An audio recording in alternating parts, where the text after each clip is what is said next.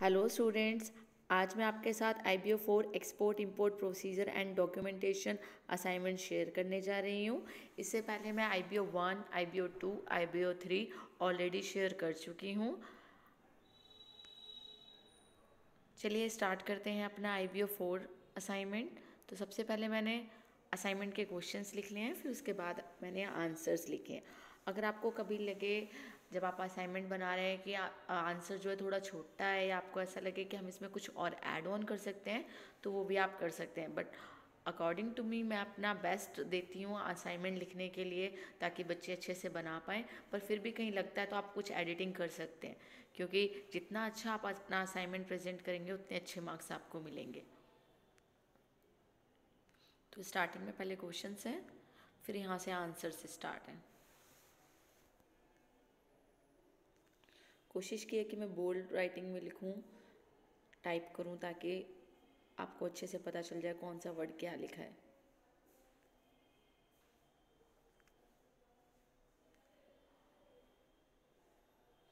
थोड़ा सा पोज करके चलती हूँ ताकि आप इसके अच्छे से स्क्रीनशॉट ले सकें।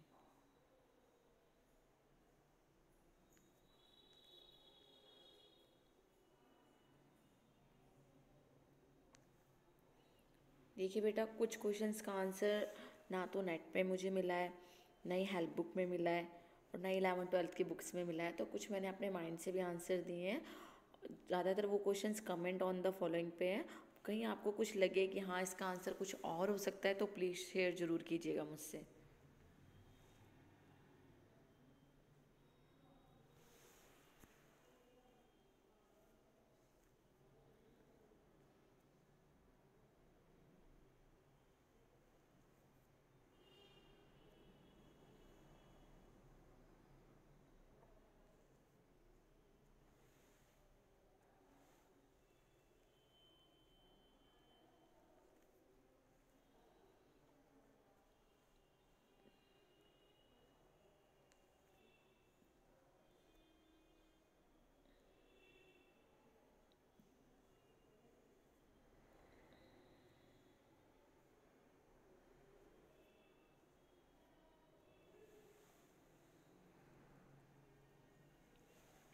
इंग्लिश मीडियम स्टूडेंट के साथ साथ हिंदी मीडियम फाइल भी इसमें है, ताकि जो हिंदी मीडियम स्टूडेंट है उन्हें भी हेल्प मिल सके।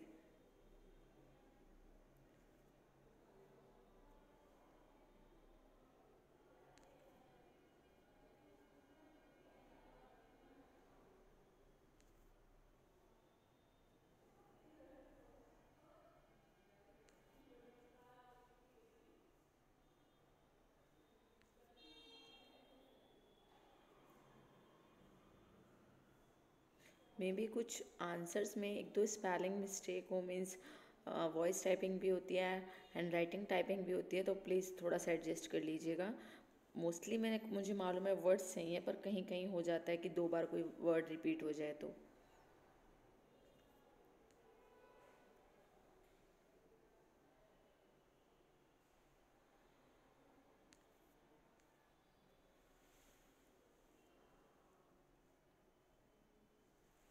यहाँ आंसर 1 हमारा ख़त्म हो गया है।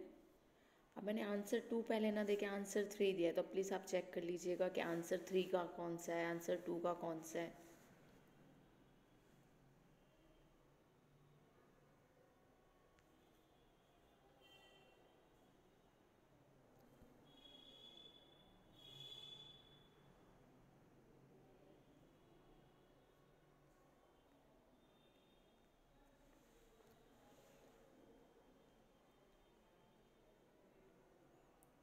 ये स्टेप्स हैं process of preparing goods for exports.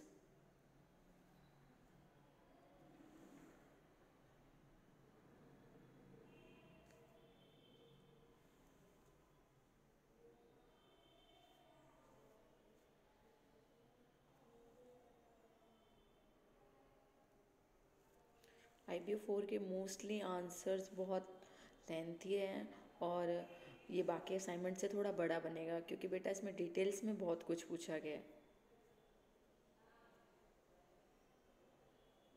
बाकी असाइनमेंट्स जो होते हैं वो नियर बाय 6,000 वर्ड्स में बन जाते हैं, 6,500 वर्ड्स में।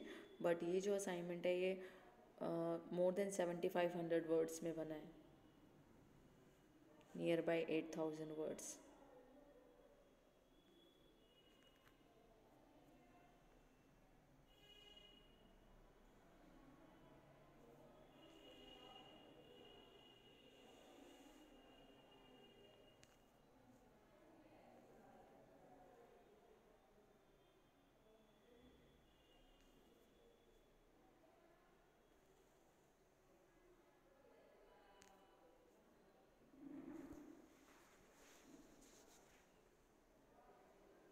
On to the ship after the custom clearance है बेटा ये वर्ड, ठीक है।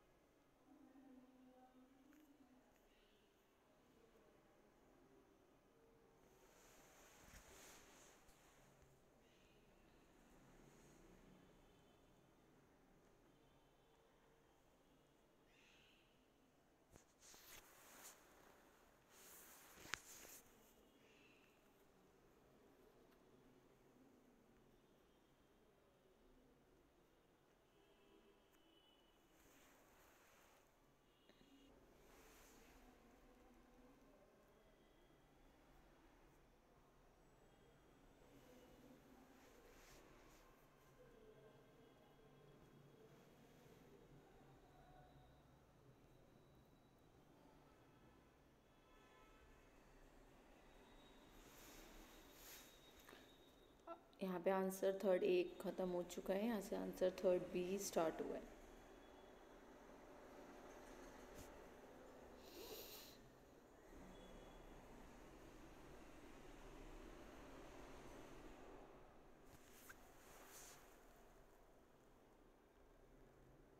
कुछ क्वेश्चंस को आप खुद रीड आउट करके देखिएगा, क्वेश्चन में एक्चुअली में पूछा क्या गया है, उसके बाद ही आप आंसर लिखेंगे।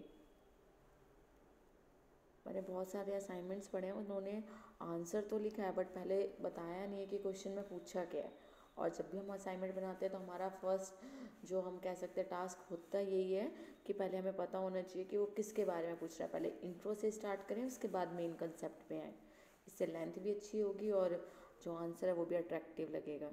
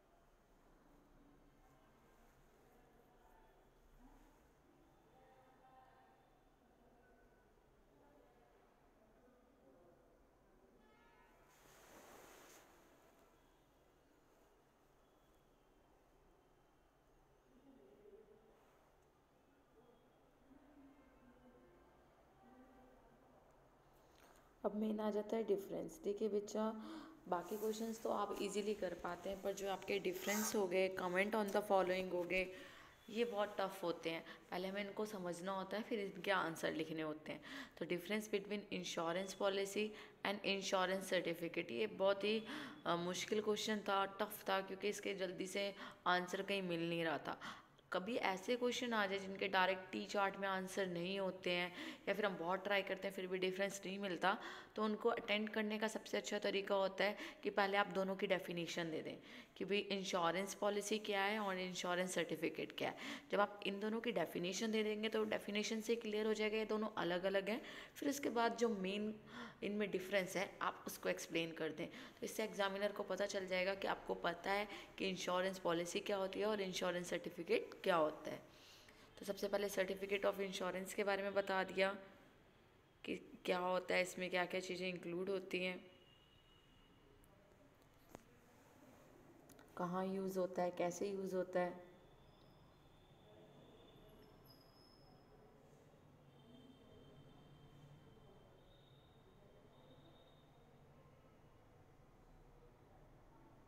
फिर इंश्योरेंस पॉलिसी के बारे में बता दिया कि इंश्योरेंस पॉलिसी क्या होती है। दोनों का डिफरेंस हो गया, क्योंकि दोनों अलग अलग चीज़ें होती हैं, बता देते हैं।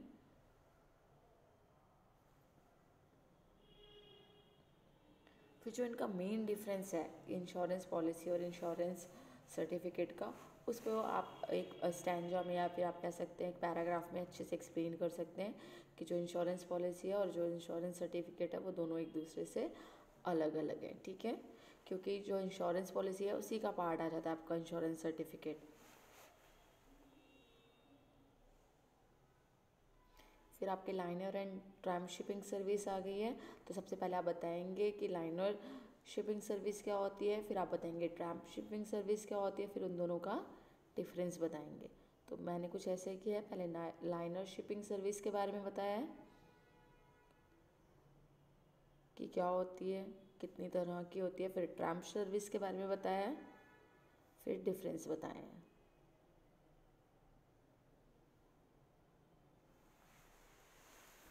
मेरे ये थोड़ा स्पीड में चला गया।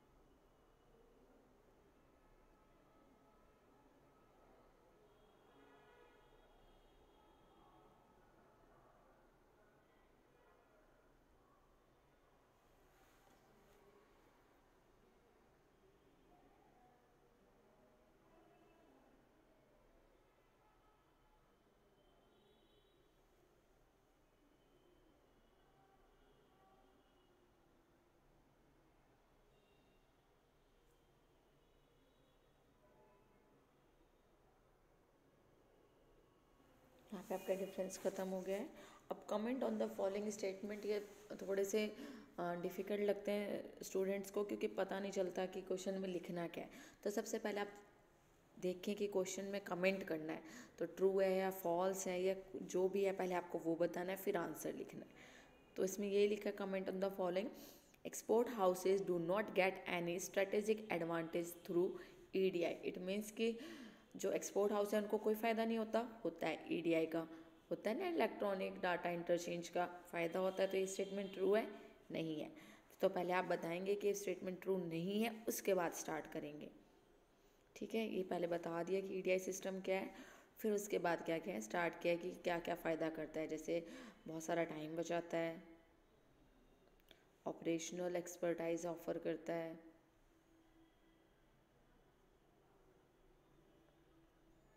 रिस्पॉन्स जो है वो क्विकली मिलता है, ट्रांसपेरेंसी होती है,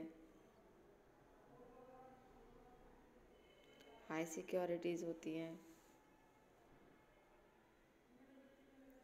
डाटा एक्यूरेसी को एनहेंस करता है। तो इस तरह से बताया है पहले कि वो जो क्वेश्चन है, जो वो कमेंट किया हुआ है वो रॉन्ग है। यानी कि वो स्टेटमेंट ट्रू नहीं है। उसके बाद फिर नेक्स्ट है document against acceptance do not have a usage period. तो यूजेज पीरियड होता है इसके अंदर, ठीक है।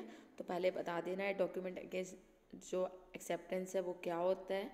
फिर उसके बाद बताना है कि इसके अंदर होता है स्पेसिफाइड डेट होती है, ठीक है। ऐसा नहीं है कि उसके अंदर यूजेस पीरियड नहीं होता, होता है, जो कि टाइम पीरियड जो है वो 30 डेज से 180 डेज होता है। और वो टाइम पीरियड कैसे बढ़ सकता है, क्या है, उसके बारे में बता रखा है। यानी कि जो ये स्टेटमेंट है ये भी ट्रू नहीं है, ठीक है। फिर है credit is a major weapon of international competition but it involves risk. Yes, ये ट्रू है, क्योंकि देखिए रिस्क तो होता ही अगर आप किसी को क्रेडिट पे देते हैं तो, पर क्रेडिट पे दे रहे हैं तो ये एक तरह से वेपन कैसे इंटरनेशनल कंपटीशन के लिए, क्योंकि जो उधार पे देगा इम्पोर्टर उससे ज़्यादा परचेज करना पसंद करेगा जबकि कैश परचेजेस से। क्यों?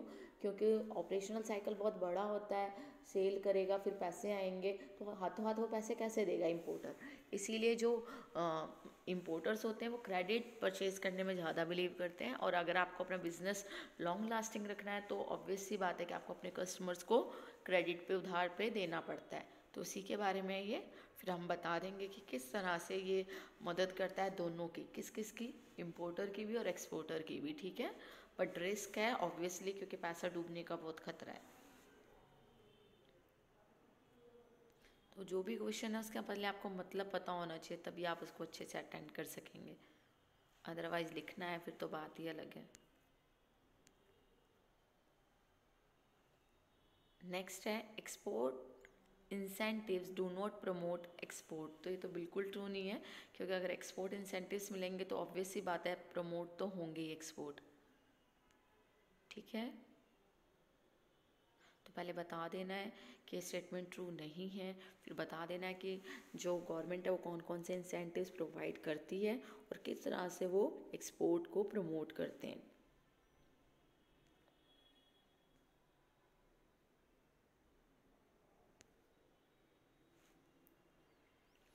अब आ जाते हैं right notes on the following. तो सिर्फ नोट लिखने हैं। नॉर्मली आपको ये क्वेश्चंस इंटरनेट पे भी मिल जाते हैं और बुक्स से भी मिल जाते हैं, बट इंटरनेट से आप सिंगल से उठाते हैं तो प्रॉब्लम हो जाती है। आपको पहले 2-3 वेबसाइट पे जाना चाहिए, अच्छे से उनको चेक करना चाहिए, उसके बाद ही कहीं से आंसर तैयार करना चाहिए। ऐसा नहीं है कि बस जहाँ मिल गया और बस वही लिख लिया, नहीं।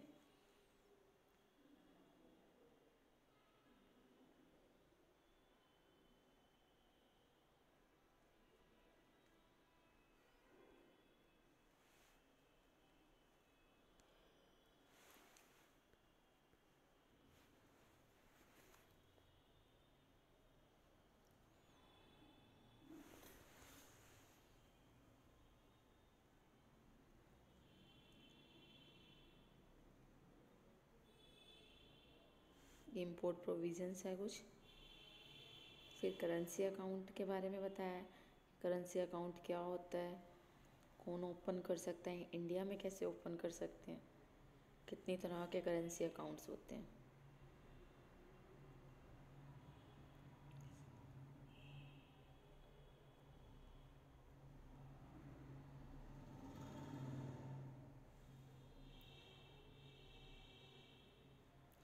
फिर financing under deferred payment arrangement के बारे में बताया है। आई होप आपको पता होगा डेफर्ड पेमेंट्स क्या होती है, जिसमें हम परचेजेस पहले कर लेते हैं और पेमेंट बाद में करते हैं। फिर ISO 9000 कि ये क्या है।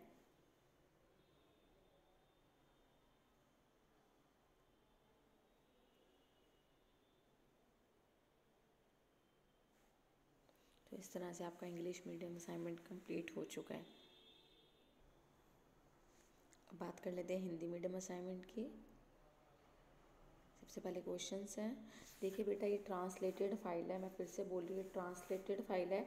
कुछ वर्ड हो सकते हैं जो आपके जो असाइनमेंट क्वेश्चंस में वो अलग हो और इसमें अलग हो, तो प्लीज़ थोड़ा सा हिंदी मीडियम स्टूडेंट्स एडजस्ट कर लीजिएगा। वैसे मीनिंग्स दोनों के सेम रहेंगे, आंसर्स भी सेम रहेंगे, बट हो सकता है कहीं थोड़े डिफ़िकल्ट वर्ड्स हों और कहीं थोड़े ईजी वर्ड्स हों।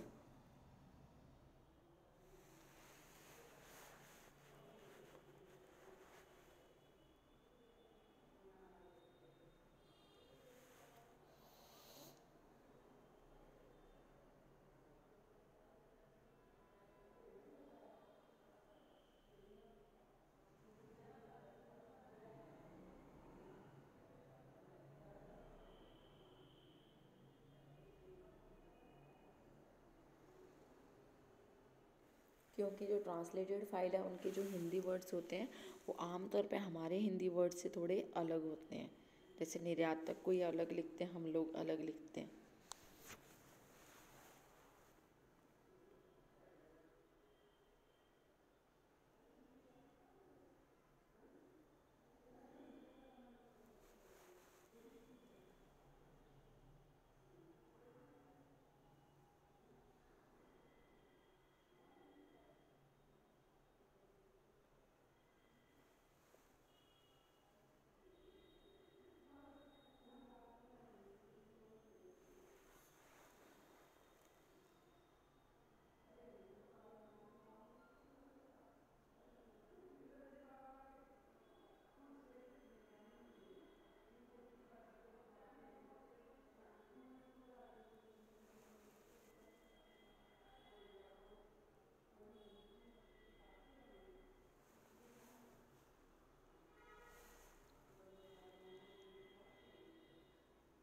कुछ वर्ड हिंदी इंग्लिश में एक जैसे रहते हैं।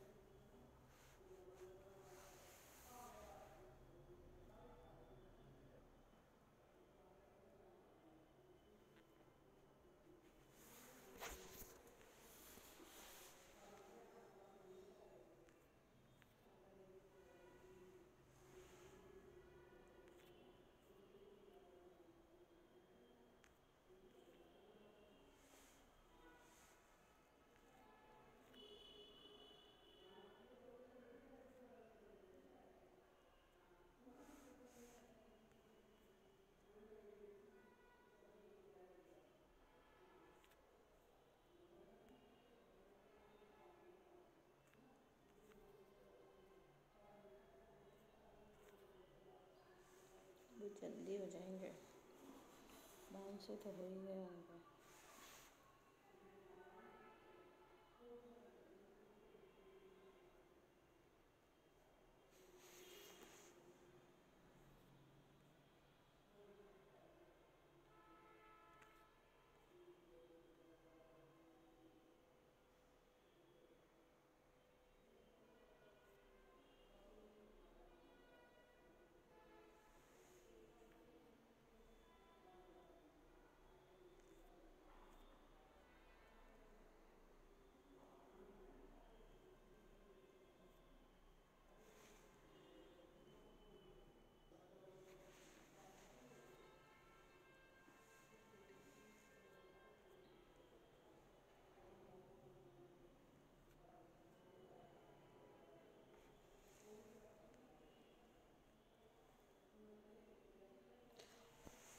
अगर आपको किसी भी क्वेश्चन से रिलेटेड कुछ भी पूछना है हिंदी मीडियम स्टूडेंट्स, तो आप कमेंट करके बता सकते हैं।